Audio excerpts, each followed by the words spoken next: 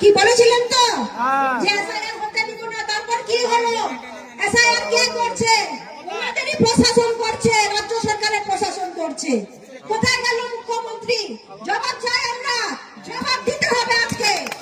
আমরা ডিএম এর কাছে এসেছি, কারণ ভিডিওটা বলছে যে আমরা কিছু বলতে পারবো না, ডিএম কে গিয়ে জিজ্ঞেস করুন।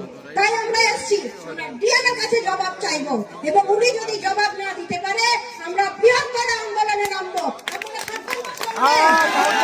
আপনাদেরকে থাকতে হবে, কারণ এটা আমাদের লড়াই শুধু না, এটা আপনাদের লড়াই, আমাদের লড়াই, সাধারণ মানুষের লড়াই। যে সাধারণ মানুষকে হয়রানি করা হচ্ছে, কত গরিব মানুষ, সাধারণ খেটে মানুষ, খেটে খাওয়া মানুষ, তারা কাজে যেতে পারছে না, তাদেরকে লাইনে দাঁড়িয়ে থাকতে হচ্ছে। আমরা কত জায়গায় দেখেছি সকাল 9টা থেকে রাত 10টা অবধি লাইনে দাঁড়িয়ে আছে। এটা কি হচ্ছে? এটা ভারতবর্ষের মানুষের সঙ্গে এই ধরনের অত্যাচার কিভাবে করতে পারে সরকার? আমরা কি বাংলাদেশি না আমরা কি রোহিঙ্গা? আমাদের সঙ্গে এরকম কেন অত্যাচার করবে? এইটার জবাব আমরা চাইতে এসেছি। আমি বেশি বক্তব্য না বাড়িয়ে, কারণ সময় হয়ে গেছে, আমরা ডেপুটেশন দিব।